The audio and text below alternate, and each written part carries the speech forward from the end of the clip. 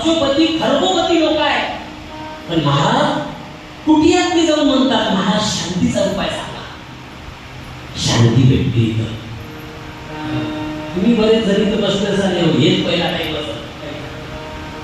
हे जीवनात सहारा आहे प्रसन्नता. व्याजी चेहऱ्याची प्रसन्नता भरली. नारद म्हणतात तुम्ही इथं मोठे करते आहात, तुमची प्रसन्नता भरली नाही पाहिजे.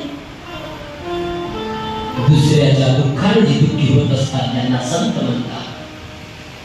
दुसऱ्याला दुःख झालं आपल्याला दुःख व्हावं, दुसऱ्याला सुख झालं आपण सुख माना, तेव्हा आपलं भलं होईल. दुसऱ्याच्या दुःखात जर तुम्ही आनंद मानत असाल आपल्याला दुःखात जाऊन पडावं लागेल. कृष्ण जन्म भगवान दुःख येणारच आहे.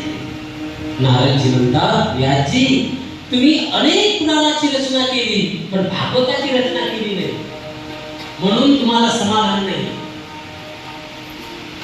एवढं वय झालं पण काय करू, म्हणजे तुम्ही भागवताची रचना करा.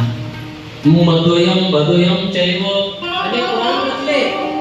मत्स्य पुराण, कच्छ पुराण, वामन पुराण, विष्णू पुराण, पण भागवत नव्हतं रचलं.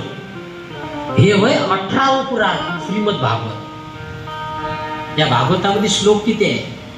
18,000 श्लोक आहे, 12 स्कंद आहे, 345 अध्याय आहेत. एक एक श्लोकाचा आज अंत लागू शकत नाही. खोल समुद्रासारखा आहे. सुंदर ग्रंथ निर्माण केला.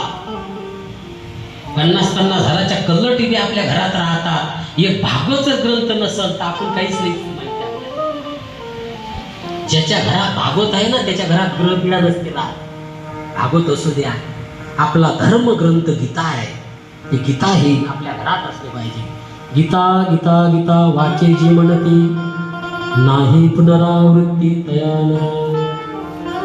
नारदांना आपले स्वतःचं चरित्र सांगितलं.